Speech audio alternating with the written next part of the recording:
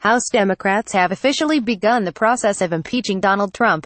The 6 representatives have introduced 5 new articles of impeachment, all revolving around the assertion that Trump is a danger to America. The politicians say Trump deserves to be impeached for a string of failings, namely his firing of FBI Director James Comey, who was leading the federal investigation into Moscow's 2016 election meddling, which Democrats say was an abuse of power. They accuse Trump of violating the Foreign Emoluments Clause, which bars public officials from receiving gifts from foreign governments without Congress's consent. He is also accused of violating the Domestic Emoluments Clause, which bars the president from profiting from his office.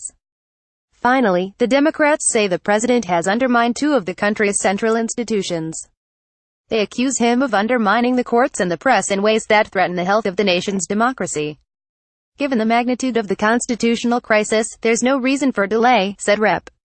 Steve Cohen, D10, sponsor of the resolution. Alongside Cohen in endorsing the articles of impeachment are Democratic Reps. Luis Gutierrez, Al Green, Texas, Marcia Fudge, Ohio, John Yarmouth, Kentucky, and Adriano Uzbel, ANY.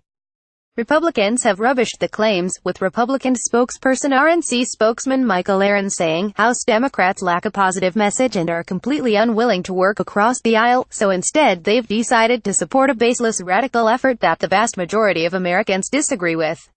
The impeachment plans come after Tony Schwartz, who ghostwrote Trump's 1987 memoir The Art of the Deal, predicted Trump will be out of office soon.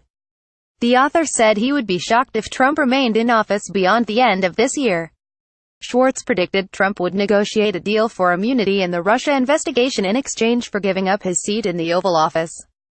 Despite the ghostwriter's strong connections to the New York billionaire and 45th POTUS, he has been a staunch critic of Trump's premiership.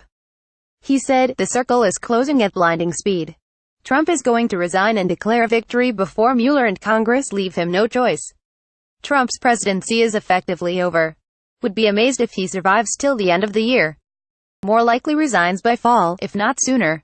Related 56 retired generals condemn Trump's transgender ban. He is now arguing for collective resistance to the president. Schwartz continued, "Trump must be isolated. Resistance every day. The end is near but must keep pressure high." He added, "The end game is on. Trump goes down or we do. He will blow up the world to prove he matters. We must stand up in opposition every day."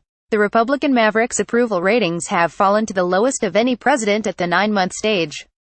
Since the trans-military ban was declared, President Trump has seen a significant decline in support. The poll result makes him the least popular president of modern times, with all of his predecessors having higher ratings at this stage.